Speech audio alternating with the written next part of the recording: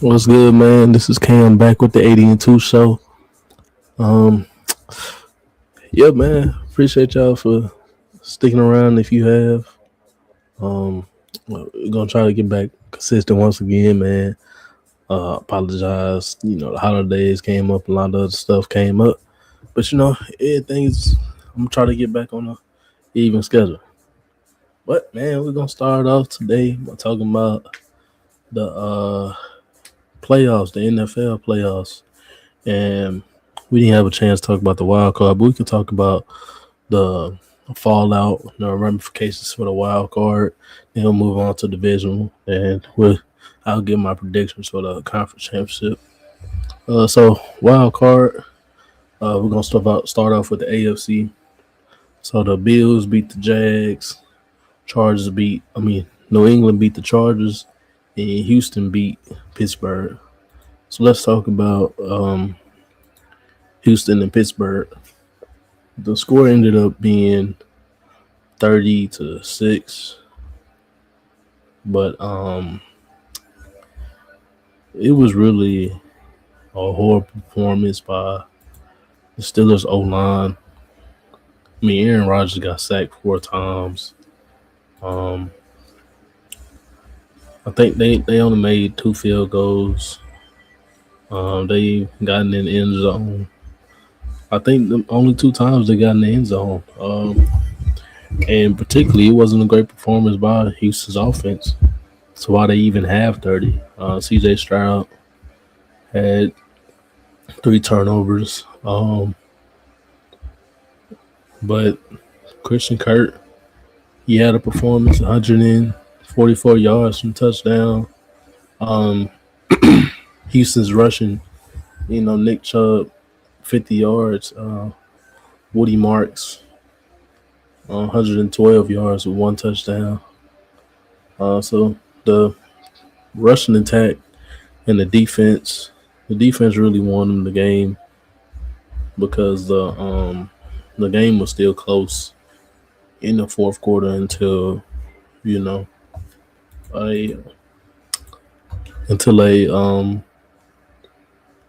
touchdown. Well, not a touchdown to, but yeah, until a touchdown. Where Aaron Rodgers got strip sacked by Will Anderson. And they picked it up and took it back to score. So that's what really got the thing started. But yeah, as we found out later, the Steelers will end up. Mike Tomlin stepped down. He didn't even give it a chance to fire him. He just stepped down. And Aaron Rodgers, I've seen that he will only come back if the Steelers bring in Mike McCarthy, which seems like is going to happen. So Aaron Rodgers will be back for one more year. But it's not just the coach for the Steelers, man. It's a lot of the key guys, like the starting quarterback was 41 years old. Now the running backs, they're still pretty young, but DK Metcalf, 2 receptions as your number one guy. That's not gonna cut it. Yeah, DK Metcalf, he should not be in a number one role as a wide receiver. I was kind of being oblivious to that, and I wanted to see what's called. I wanted to see him as a number one guy because I liked him so much in Seattle. But still, he played horrible. Yeah, the best I see him as a number 2 wide receiver,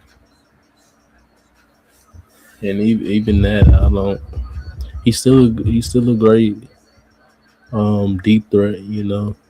He can take a drag or a slant to the house for 50+ yards. But as a number one guy who's gonna constantly dominate and get open, like a Jamar Chase or a Justin Jefferson, he's not that type of guy, or even a George Pickens. if we compare him to Dre, he's not one of them. But yeah, the Steelers lost that game. To the next game, I'll talk about from the wild card round. Let's talk about the Bills versus Jags because that was an interesting game. Well, I honestly thought that Jacksonville really should have. They really shouldn't even been in the game to start with. Honestly, that they had a total of what's called it. They had a total of two turnovers, which was both by Trevor Lawrence. Um, Josh Allen, he played decent. He played all right. The rushing attack for Buffalo, which kind of sets up the whole rushing, the whole offense for the Bills wasn't working too well. Therefore, you know, but yeah, the Jaguars had a good day rushing, 154 yards, but just couldn't get it done. Um, let's see they just had a chance to win the game. Not win the game, they had a chance to kick a field goal and win it, but that ain't end up happening. Trying to check. Yeah, until they kicked off the field goal. They kicked off. Then Trevor Lawrence, first play of the drive, a minute left in the game, threw an interception to made threw an interception and that ended the game really. So turnover by um, T Law. But congratulations to the Jacksonville Jaguars. I really didn't expect them to even make the playoffs this year. I thought it was going to be another bad year, but Liam Cohen came down there, proved everybody wrong, really. And if y'all seen that press conference, what the lady said, a reporter, everything she said was true. They had a great season. He came in there and turned the team around from a bottom feeding team in the AFC to a top 3 seed in the division winner. So all props to him. In the NFC, the Eagles and the 49ers. Nah, I thought the Eagles were going to win, but the Eagles just didn't want it, man. Then A.J. Brown, he dropping passes. A.J. Brown dropping passes. The Eagles offense, it just looked vanilla.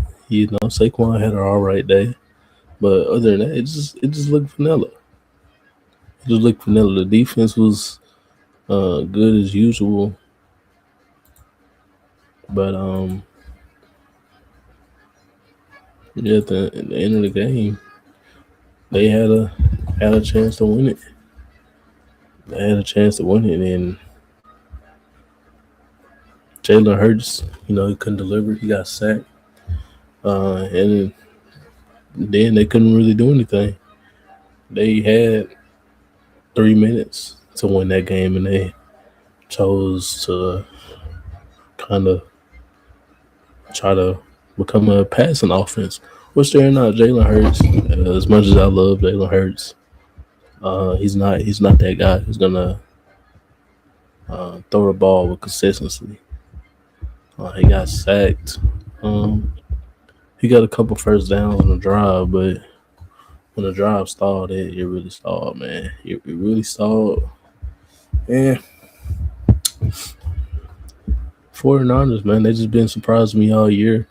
I expected them to be third, and I didn't expect them to be bad, but I expected them to not be as good as they were, and I expected the Eagles to go back to back.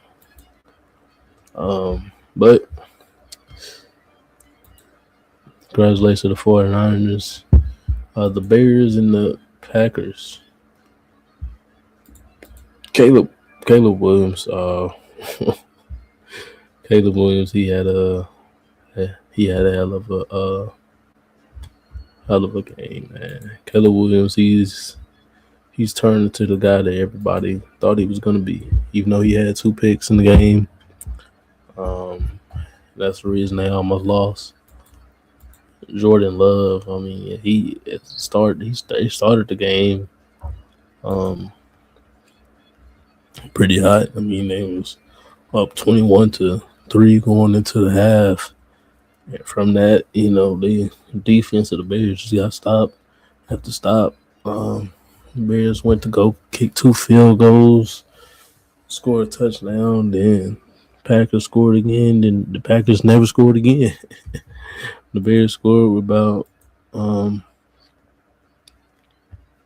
about a minute or so to go, and they couldn't do anything. They Jordan Love fumbled, and that was pretty much it. But yeah, they really couldn't do anything after the second half. They only mustered up 6 points after scoring 21 in the first first half, and the Bears scored 28. So, but yeah, a great throw by Caleb Williams, showing off that arm talent that he's known for, and the reason got him drafted #1 in the first place. Um, but the Packers, I mean, you asked how valuable a guy like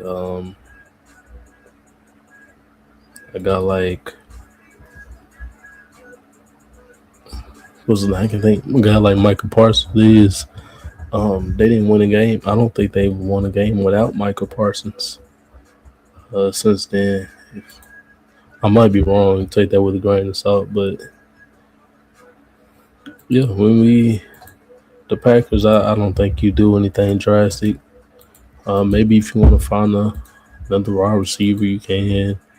The O line's pretty good. Josh Jacobs, he's still a great back. Well, it's not much you can do for the Packers. You just got to get everybody healthy, particularly Michael Parsons healthy, and I think they can make another run at it next year. Win the division next year. Obviously, we got to see how the rest of the offseason and stuff shakes out. But yeah, the Bears beat the Packers, and onto the, in my opinion, the game of the wild card. The Panthers, who have been the laughing stock of the league for years, um, they finally made the playoffs. First home playoff game since the Cam Newton Panthers. You know how long that was ago when they made it to the Super Bowl. So this is pretty big for the Panthers, and I can't lie, I expected the game to be a blowout, which I'm glad it wasn't, because it was a great game. Bryce Young, he played pretty well. He kinda, if you were watching the game, he kinda outdueled um, Matt Stafford until about the end of the game. I could say that with confidence, really. Um, almost led them to a win. But the Jalen Coker, me and Cole, we were pretty high on him coming out the draft. He was pretty important to the Panthers this game. 134 yards. Tedder McMillan, 81. So they got a great young receiving corps down there. Bryce Young, he's only going to get better, I believe. You get him a better O line, because he was sacked twice, but it was he got pressured. He got pressured 6 times. Wasn't as bad as normal in the regular season, but yeah, it was a great game, and Matthew Stafford did what Matthew Stafford does. Went down there and led them to a game-winning drive. A real precise drive too, man. It was Um, wasn't too much going wrong for Matthew Stafford. Really he really is a surgeon when it comes to passing the ball. In my opinion, the top 10 quarterback of all time. And if you would just want to talk about talent wise, I think he's top five in that as well. So the Rams move on. They beat the Panthers. Um, and the game I'm just gonna talk about. Uh, do I want to talk about? No, I'm just gonna talk. I'm just talking about one game for the divisional. The Broncos versus the Bills. Now I'm a Broncos fan. I don't know if I had it, but I'm a Broncos fan today. To the day I go on. But I can't lie. I did not expect us to win this game. I knew that we were a good team. I knew our defense was special. But you know, I did not expect us to win this game at all. Then to go out and win the game in a controversial state, obviously. If you think it's a catch, if you don't think it was catch, it's okay. But at the end of the day, the Bills lost, and uh, obviously he's not the only guy you can blame. Um,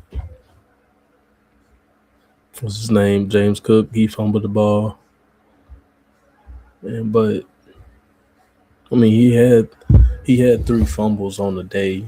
Um, Two were recovered by the defense, and he lost them. He was a pretty big reason that they lost the game. Threw had four turnovers, and even if you want to take one away, he still threw three turnovers. It cost him the game. He could have played better. And the media, they're not going to tell you that, he turned the ball over four times. I've seen them blame one of the offensive linemen for not jumping on the ball, which is absolutely crazy. Because Josh shouldn't have. That was a terrible fumble right before the half. Then he goes down there, throw the pick at the end of the game. He goes out and throw the pick at the end of the game to Brandon Cooks. Took away by Jalen McMillan. I think it's I thought it was an interception. You can say I'm biased or whatever, but I don't. He didn't have possession in my opinion. But that's not the only pick he threw. He threw another one.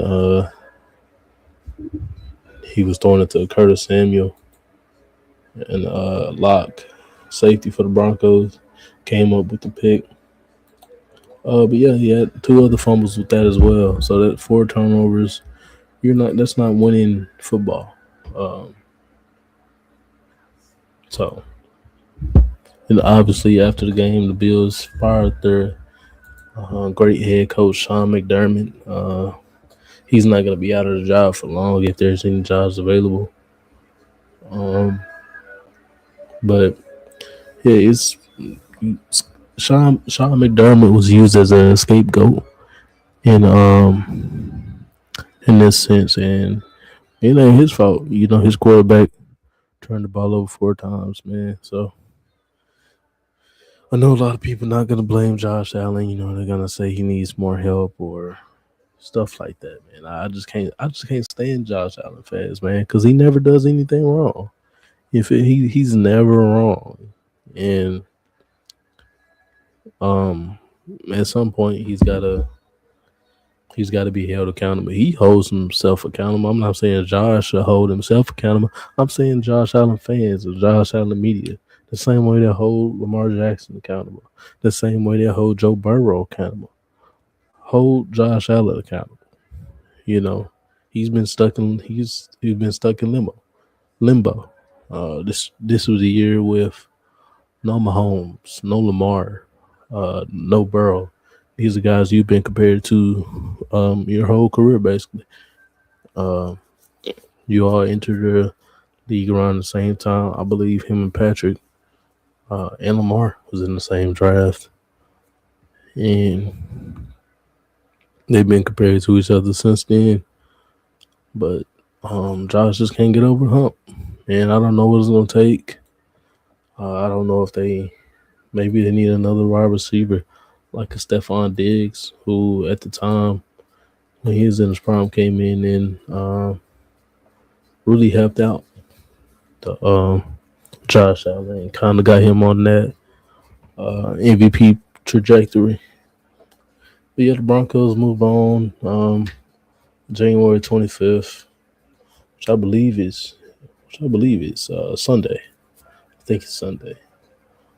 Be Denver versus another thing. Bo Nix also hurt he broke his ankle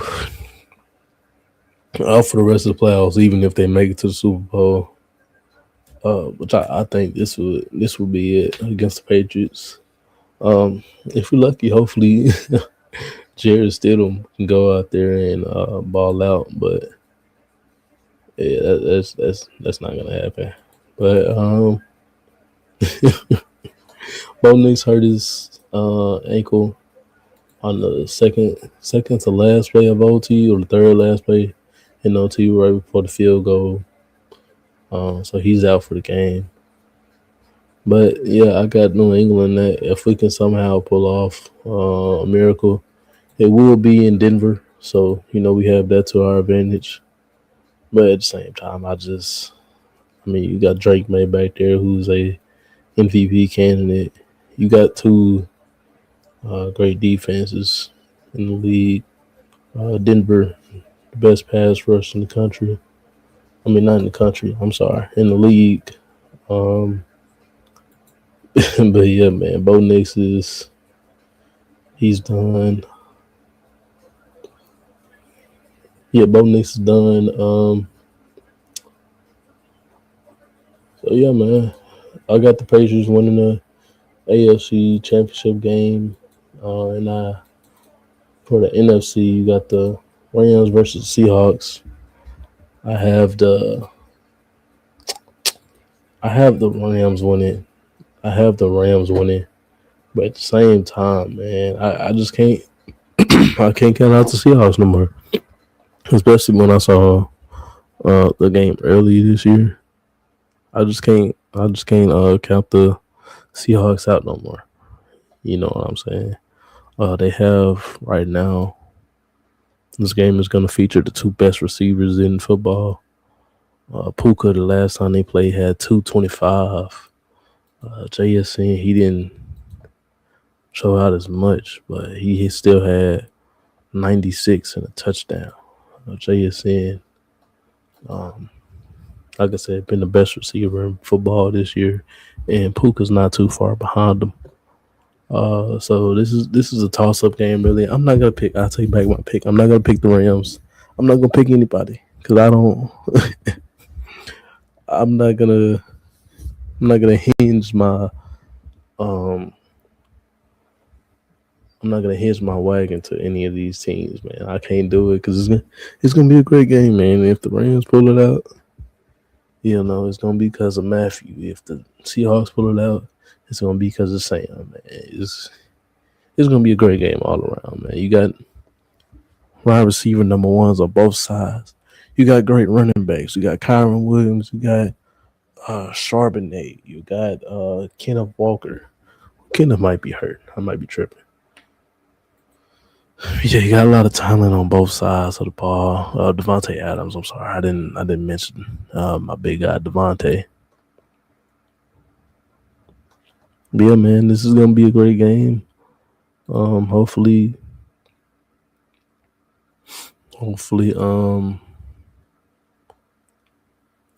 whoever wins this game is gonna win the Super Bowl. I'm just saying now. I don't care if the Broncos win it. I don't care if the Patriots win it. One of these teams, the Seahawks or the Rams, are going to win the Super Bowl. That's just my opinion. Take it up with who you will. But yeah, those are my two picks. The Patriots, and I'm not gonna pick the NFC because that's a toss up for me. But yeah, that's all we got on NFL, man. I was gonna talk about. I already talked about Sam Darnold. I was gonna talk about something else, but I forgot. Man. Oh, I was gonna talk about Mike Tomlin for a second, man. Personally, my favorite coach. I love to see black coaches doing their thing, and Mike Tomlin been doing his thing for 19 years. I'm 20 years old, so he been doing this since I was one. So whoever gets Mike Tomlin, they're gonna get a great coach. Uh, they're gonna get a winner. They're gonna get a guy who could win with Mason Rudolph, Duck Hodges, 42-year-old Aaron Rodgers, 41-year-old Aaron Rodgers. He can win with those guys. But, he's going to get Justin Fields, Russell Wilson. There's a lot of mid quarterbacks that came through Pittsburgh, and he's coached them to wins. Playoff success didn't follow. Obviously, you can blame the Big Ben, Triple B's, Le'Veon, Antonio Brown. You can blame that era on him, which is fine. They had some bad breaks, but the Browns game, that was unacceptable. The Jags game, even though the Jags was great that year, in my opinion, that was unacceptable. But since 2020, or whenever Big Ben retired, it's been downhill ever since in terms of quarterback play, of course. The only thing that's been consistent is that Mike Tomlin defense, man. So whoever gets Mike, he's gonna be a great coach wherever he goes. I would love to see him come to the Titans, and I'm not a Titans fan. I'm just in the hometown team. I love to see Mike do something with the Titans, man. Got him a good quarterback back there, Cam Ward. Got Tajay Spears back there. If they get some great wide receivers, some great linemen in the draft, then they'll be set. The defense has always been okay for the Titans, but Mike Tomlin's going to, what he does on the defensive side of the ball. But anyways, man, I'm gonna get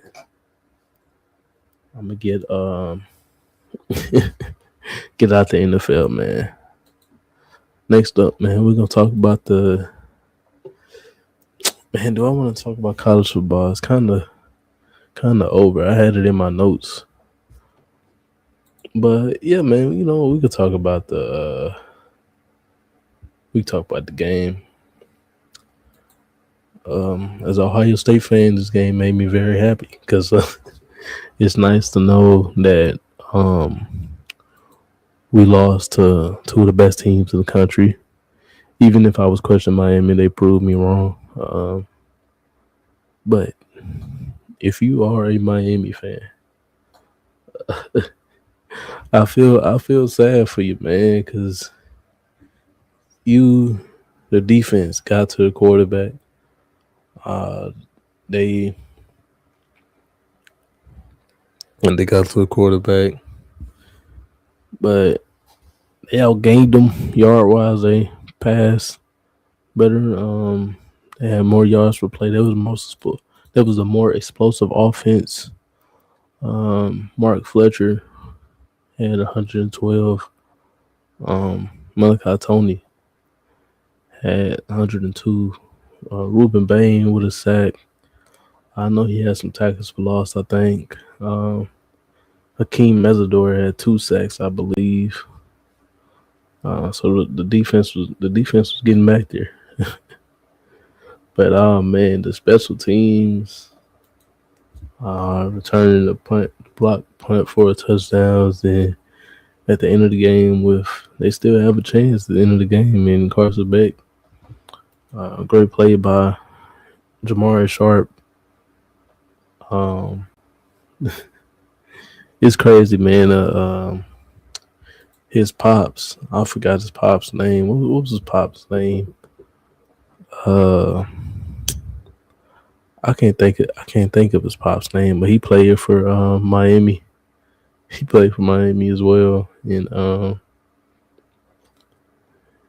that 03 I believe it was the '03 championship game against Ohio State. They called that controversial pass interference on Jamar Sharp's dad. So it all comes full circle, man. A Sharp has was the reason Miami is still still looking for that elusive championship. Uh, they won it before, but they haven't won anything since then. They've been kind of bad. But Miami, the U is back. The U is back.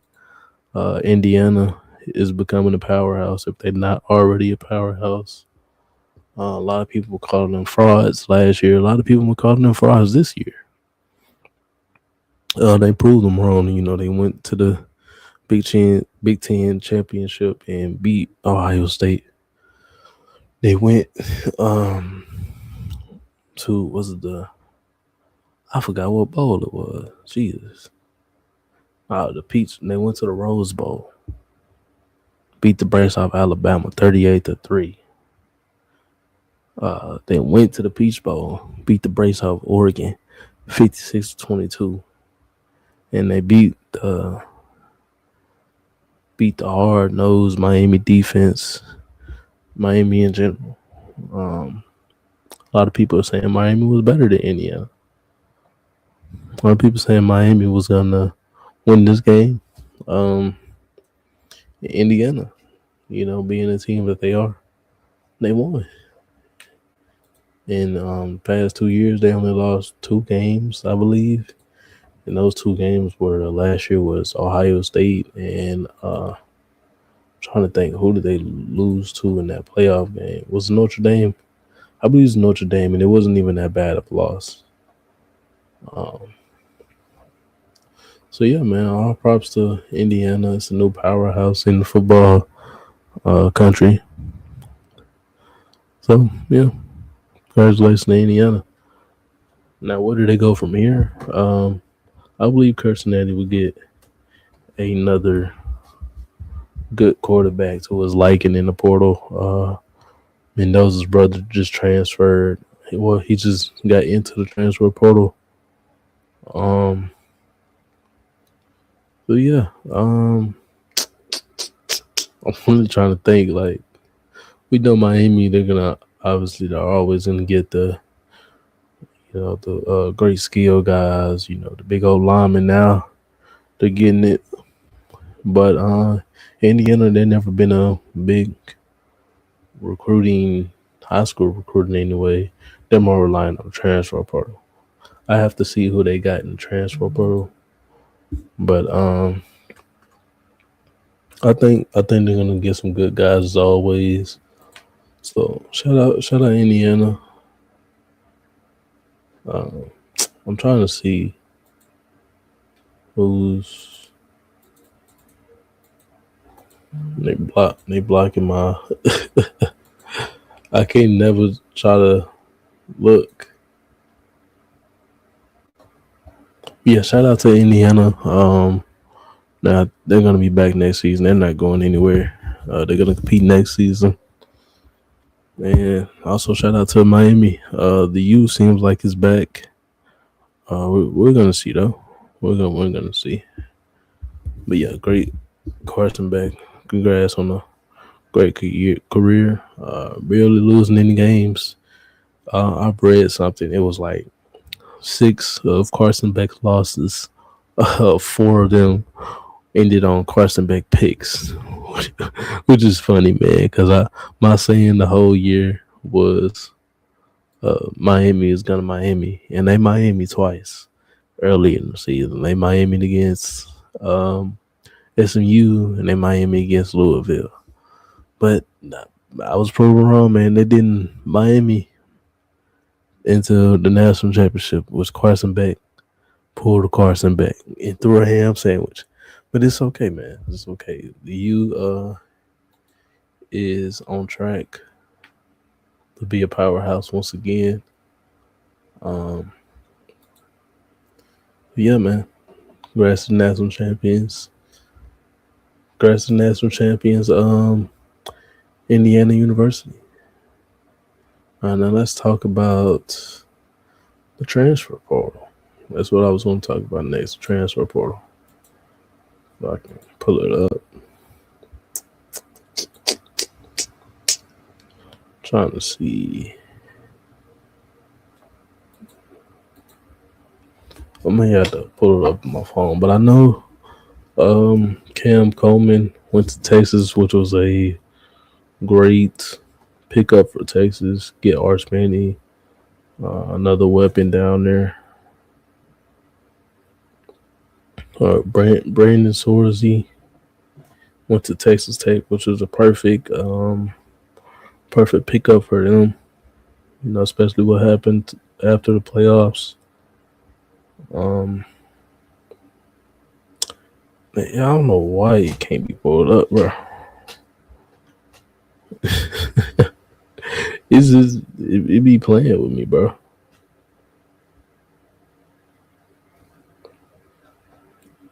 I'm trying. Give me 1 second, man.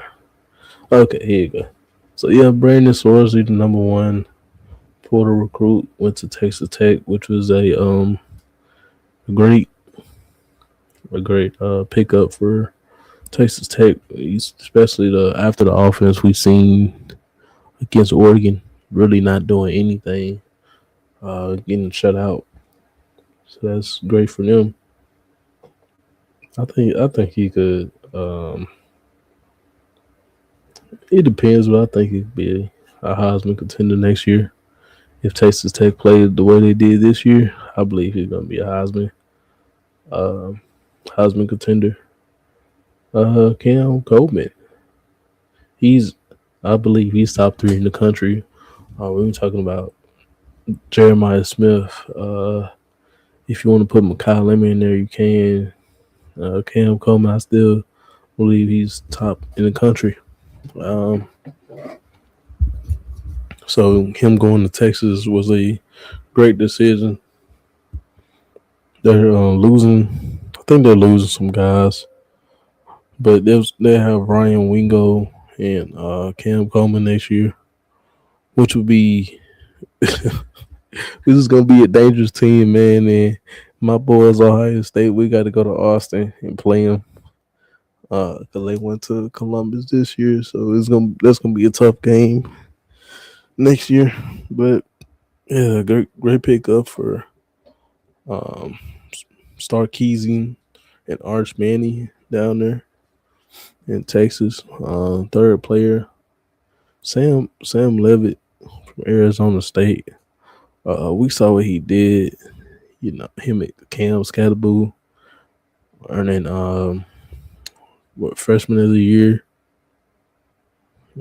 He had like 29 total touchdowns and about only like 6 interceptions. He was like top 10, I believe, in QBR rating.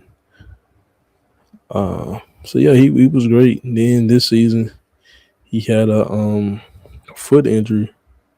He suffered against Baylor. Then he played against Texas Tech, and they beat Texas Tech. Of course, Texas Tech starting quarterback was missing, but they still beat Texas Tech. But he's transferring to LSU, which is a great quarterback for Lane Kiffin. Um, I thought he would go to um, I thought he would go to not Ole Miss. I'm gotta get used to saying LSU when I'm talking about Lane Kiffin. You know, he's gonna start that off. He got some more underrated recruits in the transfer portal. But let's talk about the number four transfer. Jordan Seaton. Wherever he goes, man, he's gonna be a first round pick. He's gonna be a first round pick. Maybe you look at the big dogs when we talk about offensive linemen. The Miami's, the Ohio States, the Georgias, the Oregon. If he chooses to go there, but Hopefully he comes to Ohio State. I haven't seen nobody really or pick to where they would take him.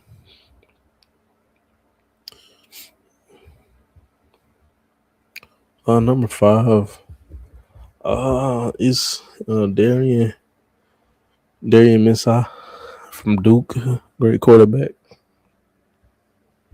I think he's currently in a legal battle, so uh, he's most likely he's gonna stay at Duke. But if he doesn't stay at Duke, um, I figure he go to Miami.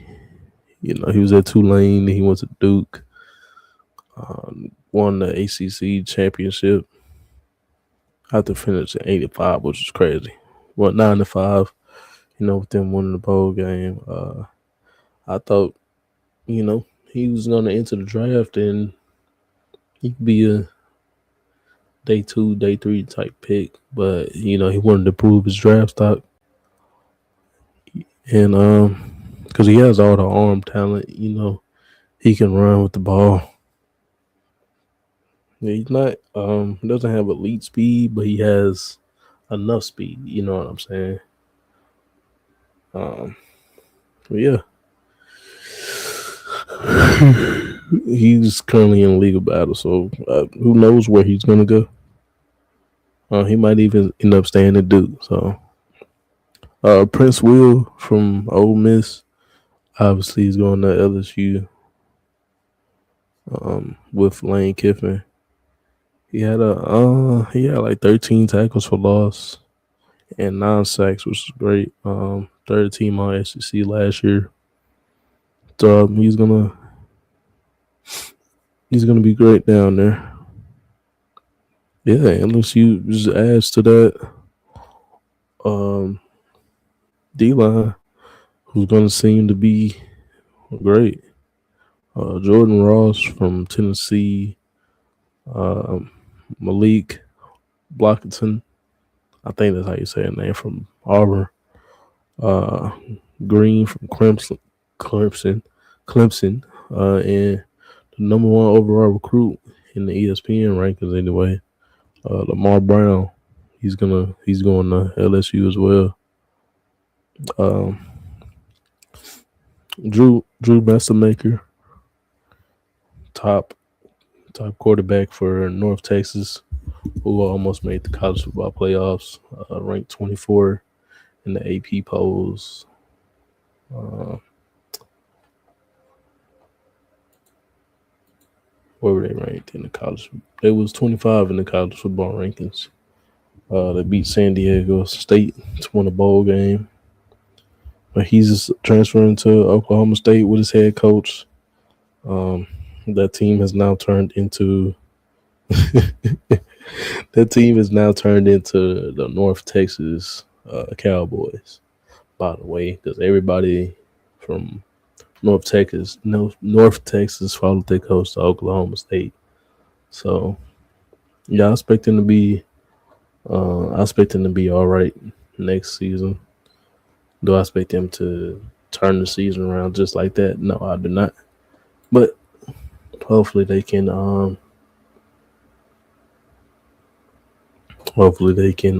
figure out the struggles that's been going on at Oklahoma State over the years, because they was a consistent program, but not anymore. So yeah, that's all the guys I'm going to talk about. Oh, we can talk about Dylan Raiola for a second. I know he's a controversial quarterback. He's going to Oregon, and you know, many perceived that he was going to be the starter because Dante Moore was a top 2 quarterback candidate going into the draft next season, and he ended up deciding to come back to school. So Dylan Raiola is going to do what Dante Moore did last year, sit on the bench behind a proven starter in college football, and hopefully he becomes great after that. Yeah, that's it on Dylan Raiola. That's all for the transfer report I'm going to talk about today. Now let me talk about the league, man. The league in terms of NBA. First topic we're gonna talk about the Trae Young trade. I don't believe Trae Young has played a game for the Wizards yet, if I'm not mistaken.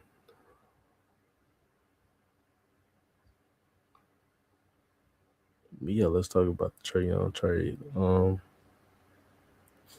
CJ McCollum was traded to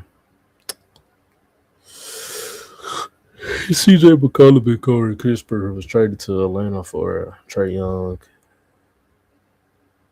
and yeah, just Trae Young. But I've said this before. I don't believe it brings anything in terms of turning the Wizards around into a consistent playoff contender. But I think is I think Trey is gonna elevate the Wizards to a playoff team. I believe the Hawks are gonna stay a playoff team as well.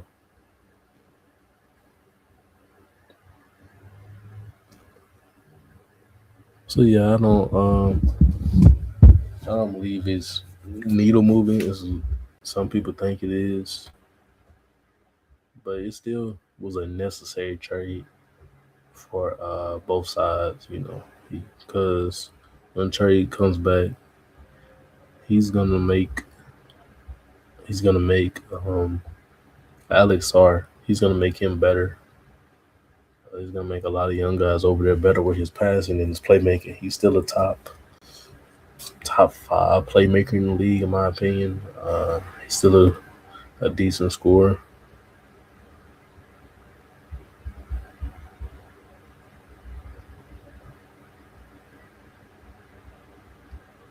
But yeah, it's not really much to talk about Trey Young trade, man, because he was two conference finals appearances.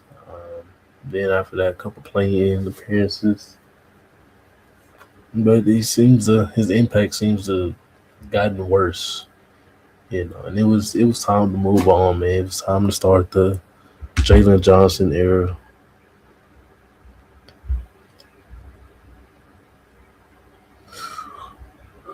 Yeah, because like I said, man, Trey Young, he's gonna improve the offensive team, but he's defensive liability. I think you could hide him on his team. Trey is, I think he's entering the contract year as well, and the Wizards are going to extend him. I didn't think the Hawks were going to extend him, but the Wizards are going to extend him. Um, but yeah, man. So like I said, the Hawks is still going to be a play in team, and Trey is going to elevate the Wizards from playing not a playing team, a bottom of the team to a playing team next year, I believe. So that's my thoughts on that. And my next topic I want to talk about, I'm stick with the well, I'm stick with basketball anyway. Why is it so hard?